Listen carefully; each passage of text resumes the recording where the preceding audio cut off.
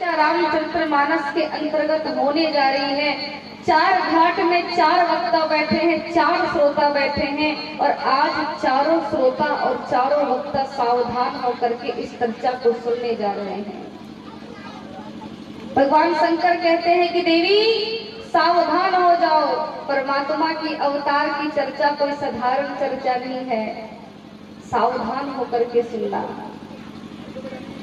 और भगवान शंकर भी कहते हैं कि देवी एक बात बताओ, परमात्मा हर वो घड़ी इंतजार में रहते हैं कि कब मेरा परम भक्त मुझे अपने हित के लिए बुलाए और मैं दौड़ कर जा करके अपने भक्त की रक्षा करें। हरिओम मैया सब थोड़ा ध्यान। अभी हम सब अपना जीवन यापन कर रहे हैं, इस युग का क्या नाम है? कौन सा युग है?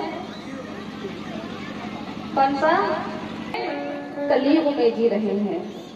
और आपको पता है, कहा जाता है कि इस कलयुग में परमात्मा कभी अवतार नहीं ले सकते हैं। एक पहली बात कि हमारे हनुमान जी ऐसे प्रत्यक्ष देवता हैं जो इस कलयुग में भी है, और दूसरी बात परमात्मा अभी भी इस कलयुग में अवतार लेने के लिए तैयार है। लेकिन दुर्भाग्य की बात है कि अभी के समय में कोई ऐसा सुयोग्य दाम्पत्य जीवन व्यतीत करने वाला पति पत्नी नहीं है कि जिनके उदर के द्वारा अर्थात जिनके माध्यम से परमात्मा इस संसार में अवतार ले सके। बात बहुत कड़वी है पर वास्तविक है। परमात्मा धरती से नहीं, आसमान से नहीं, हाँ परमात्मा कभी जन्म नहीं लेते, वो अवतार लेते हैं। क्योंकि कभी भी संसार में कोई ऐसी नारी में इतनी शक्ति नहीं कि परमात्मा को अपने गर्भ में रख सके, पर हाँ वो परमात्मा का माध्यम है। भगवान कृष्ण मैया देवी के गर्भ से आए, गर्भ माध्यम है और माध्यम के द्वारा वो अवतार लिए। हाँ भगवान राम मैया कौशल्या के गर्भ के द्वारा आए, गर्भ केवल माध्यम है, अवतार लेते हैं परमात्मा। लेकिन हाँ माध्यम होना चाहिए, माता पिता माध्यम होना चाहिए। पर अभी के समय में, अभी के इस घोर कलयुग में कोई ऐसा दाम्पत्य जीवन व्यतीत करने वाले पति पत्नी नहीं है, माता पिता नहीं है, जिनके गर्भ के माध्यम को बना करके परमात्मा इस संसार में अवतार ले सके। क्या अभी के समय में राजा दशरथ जैसे पति और कौशल्या जैसी पत्नी है क्या? क्या अभी के समय में देवकी के जैसी पत्नी और वसुदेव के जैसे पति हैं क्या? है क्या? हाँ या ना तो कह सकती हो, कह सकते हैं आप सब? नहीं है। अगर पति एक बात बोले तो पत्नी दो नहीं चार कहेगी, डबल। अगर पति कह रहा है यही सही रास्ता है चलो, तो पत्नी कहेगी नहीं ये सही नहीं, ये सही है, यहाँ से चलिए। हर पति को चलना पड़ेगा। बुरा मत मानिएगा भैया लोग, पर अभी के संसार में यही हो रहा है, वास्तविक बात है। परमात्मा अभी भी अवतार ले लेंगे। अगर पत्नी धर्म के राह पर है तो पति अधर्म पर चल रहा है। अगर पत्नी भक्ति महारानी की सेवा करती है तो पति महुआ महारानी की सेवा करता है। और अगर पति भक्ति महारानी की सेवा करता है तो पत्नी मंथरा के गुण पर चल रही है, शूर्पणखा के गुण पर चल रही है। जब तक अपने पड़ोसन से दो चार बार झगड़ा ना हो जाए तब तक भोजन नहीं पचता है। प्रेम से बोलिए मत, तो बुरा मत मानना भैया, मेरी बात पूरी लग रही हो तो क्षमा कीजिएगा। आप सब ऐसी नहीं हो, बहुत अच्छी हो। अगर अच्छी नहीं रहती या फिर अगर भक्ति मार्ग से जुड़ी नहीं रहती तो इतनी देर रात तक बैठ के कथा नहीं सुनती। वास्तविक बात है भैया, आप सब बहुत अच्छी हो, आप सब इस महान देश की बेटी हो। अरे बेटी नहीं, आप तो आदि शक्ति हो, सीता स्वरूपा हो, लक्ष्मी स्वरूपा हो, राधा स्वरूपा हो। आपके समान इस संसार में कोई नहीं, आप देवी हो, देवी। आपके नाम के आगे देवी लगाया जाता है या पीछे देवी लगाया जाता है?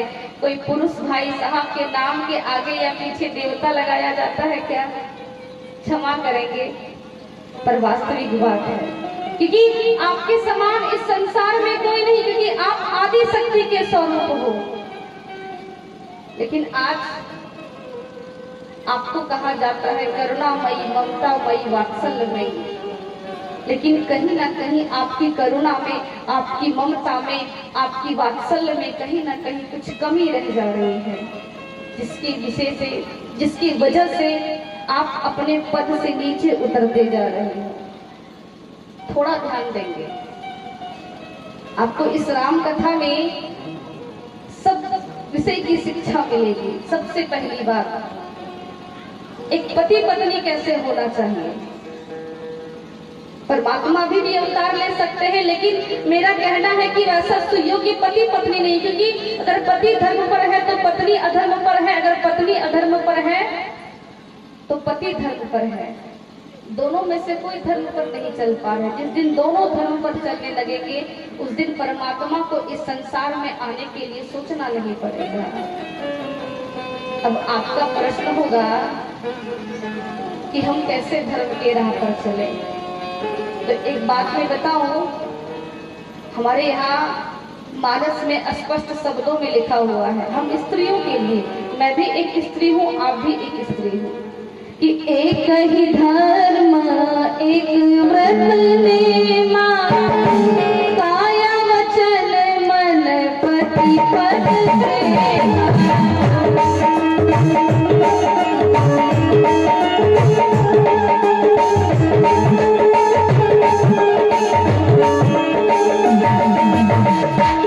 ज्यादा नहीं गाना है, ज्यादा गाएंगे तो कुछ बोल नहीं पाएंगे। ध्यान से सुनना, एक ही धर्म एक व्रत नेमा, काया वचन मन पति पद प्रेमा। सप्ताह में 7 दिन होते हैं, जिसमें से 3 दिन तुम उपवास करोगी। आज गुरुवार है तो आज मंगलवार है तो आज रविवार है तो आज सोमवार है। सही या गलत? करती हो ना? करती हो।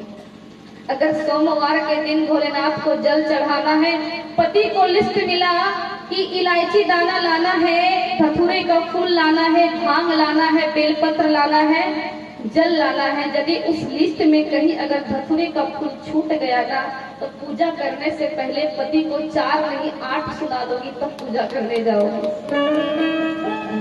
फ्रेंड से बोले बाबा भोलेनाथ की, तो वही तो सब नष्ट हो गया। अभी की समय की बात है, हमारा शास्त्र कहता है, हमारा इतिहास कहता है, शास्त्र की बात छोड़ दो, आप अपनी दादी परदादी से पूछना, क्या वो अपने मुख से अपने पति का नाम लेती है? नहीं लेती होगी। पर आजकल की मेरी बहन बेटी लोग अपने पति को ऐसे बुलाती है मानो कि बच्चे को बुला रही है। अरे मॉडर्न जमाना है, मॉडर्न जमाना भैया। हमारा शास्त्र कहता है, ये हमारी रामचरितमानस की चर्चा कहती है कि पहले राम चलते हैं, उसके पीछे सीता चलती थी। लेकिन अभी के समय में पति पत्नी ऐसे साथ चलते हैं कि मानो भाई बहन चल रहे, पता ही नहीं चलता है। तो ये हमारी संस्कृति नहीं है, ये हमारी सभ्यता नहीं है, ये हमारा शास्त्र हमें नहीं बतलाता है। अच्छा, नाम से हमें एक दृष्टांत याद आ गया, थोड़ा ध्यान से सुनना।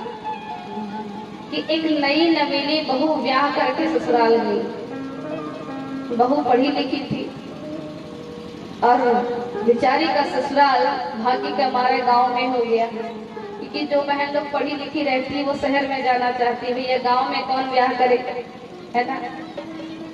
लेकिन गांव में ब्याह हो गया।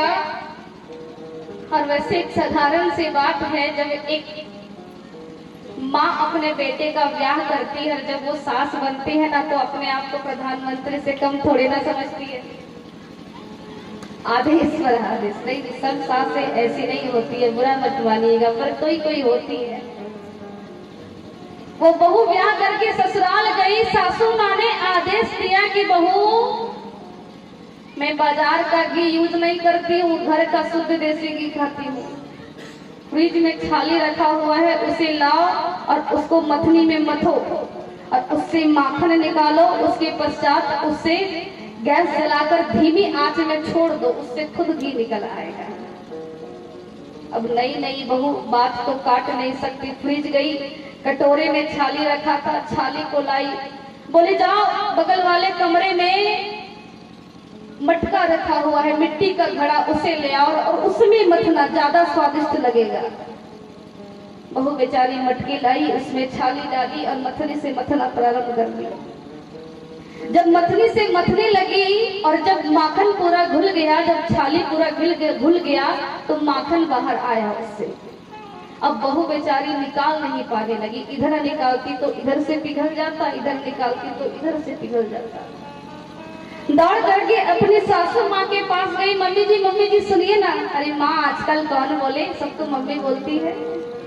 मम्मी जी सुनिए ना, जरा चल के देखिए ना, वो मटके में से माखन बाहर निकल आया है, थोड़ा निकाल लीजिए। अब जो ही बहू बोली कि मटके में माखन बाहर निकल आया है, सासू माँ लगी सुनाने। अरे करमजली पढ़ी लिखी है, आजकल का तो यही नहीं कहना, जो मुंह में आता है वही बोलते जाती है, माँ बाप ने कुछ नहीं सिखाया, माँ ने नहीं कुछ बताया। अब बहू सोच रही है कि आखिर मेरी सासू माँ मुझे 108 गाली सुना रही है, तो आखिर क्यों, कारण क्या है। जब 10 बात सास बोली, उसके बाद बोली कि आज के बाद से ये नाम मत लेना। आखिर क्यों, ये तेरे ससुर जी का नाम है मक्खन लाल। बहुत समझ गई, ठीक है, आज के बाद से ये गलती कभी नहीं होगी। फिर समय बीता, 1 महीने पश्चात फिर सासू माँ ने छाली को जमा किया, फिर आदेश मिला, बहू जाओ पिछले बार की तरह इस बार फिर से तुम माखन निकालो। अब बहू बेचारी गई, मटके को ली, छाली डाली, मथने लगी।